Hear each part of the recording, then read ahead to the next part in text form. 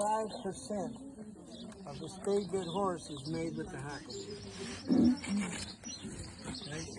It's done. When I hung the spade on and put the reins on, it was simply a matter of balance. It's 2 pounds weight. So now my horse has this spade that he's carried for a long time. And he learned to balance it. So it hangs like a pendulum. That's why the metal on that's what these are. These are called hangers. Now you see how free it spins? There's drag on the other one, which slows it down. It's getting real particular, but I'm just telling you, that's how particular you can get with the bit.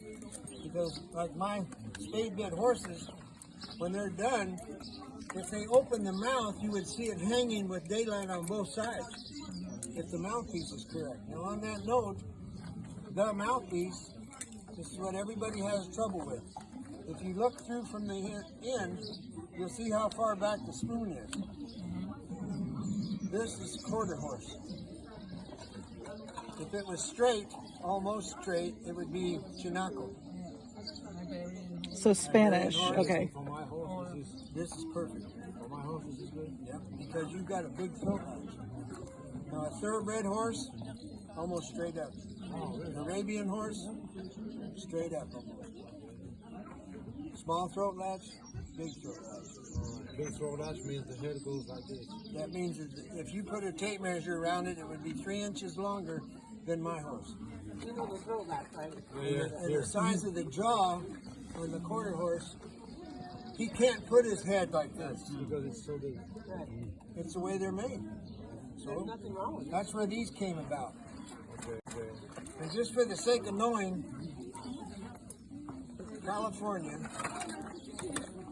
my discipline, there's 3 types of spade bit men in California tradition.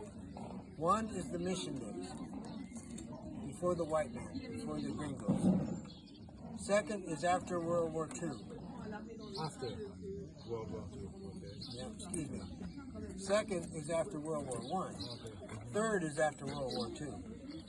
It changed every time. In World War I, well, let me put it this way. You had the mission days, excuse me, I was wrong, and then the gold rush. Because all the white people came out to get gold. And they took the farm horse, and they cut off the blinders, and they got on with the snaffle bit, and they cut the lines from the driving, and they rode Brownie out to get gold. So here's the California spade bitman. They look at it and they just like, wow. Who are these guys? They rode away. That's when this disappeared in California. Okay, so now, if anybody's been to Santa Barbara, there's islands. And there was some old cowboys my age. They went to the islands because they knew there was no gold. So they worked on the ranches on the islands. There was thousands of cattle. And that's where they died, with this knowledge. No one good. In 1866, the drought kills every animal from Ventura to San Diego. The cattle, the sheep, the goats, everything dropped dead because there was no rain. Okay? But the people kept coming because of the gold rush. So they said, hell, we're in the people business. So California, because it's sunshine, filled up with people. At the same time, they found gold and silver in Nevada.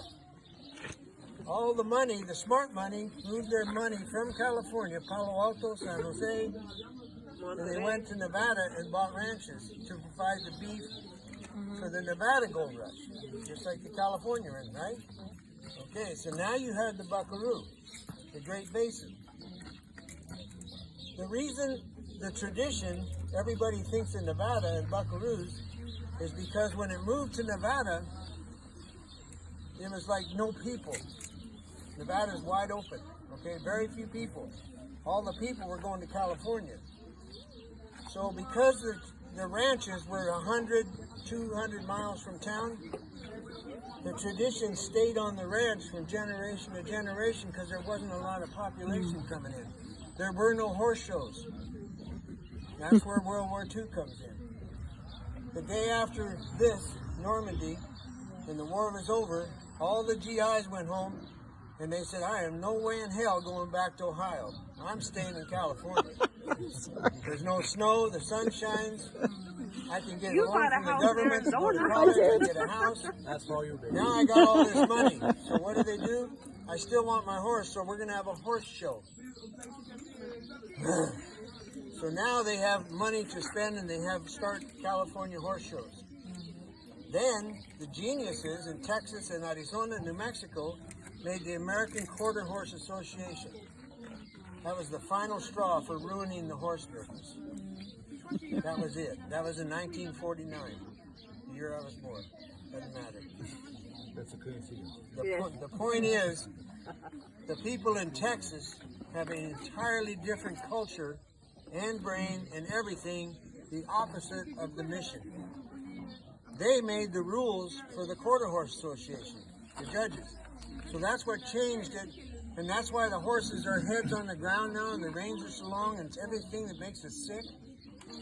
It was them that made those decisions. So the California, once again, like Deb and I, we don't enter anything. So ashamed. Yeah. None of it. Even the California things that they put on, we don't enter them. We can't afford them. They're too expensive. And they did like all the horse show world. They keep lowering the bar so they get more entries instead of raising the bar. When we first had ranch horse competitions and you were in the bridle class like I was, you had to rope, run, work a cow, and tie it down by yourself. Period. If there was 200 guys there was 10 or 12 bridle horsemen that entered, and that was it. So they dropped it. It's too hard to do, and there's nobody enters. Well, there's a reason why we do it. So I think you can understand how this whole thing came up and then went down. Well, now it comes back. It has come back, and people now, because in Nevada and in the mission days, the horses were 5 years old. The hackamores were this big. They took all the hair off and made their heads swell so they wouldn't buck. Okay, Californios turned it into an art form. And that's what I am carrying in my soul, and that's what I'm sharing with you. I'm of the mission day discipline. Not the gold rush, not the war, none of that shit. So I go back to when they used to rope grizzly bears. Now, I don't rope grizzly bears. I never will. We don't need it. But my point is, as a horseman, my horse, Chinaco, has to be handy enough so that he can get out of the way quick and be a hair trigger. Because if they didn't do that, they died. And all the loops I throw, there's 20 different shots, they come from roping grizzly bears. I'm keeping the roping and the spade bit alive from the early Californians. Okay. Can you talk a little bit about, okay, see how you're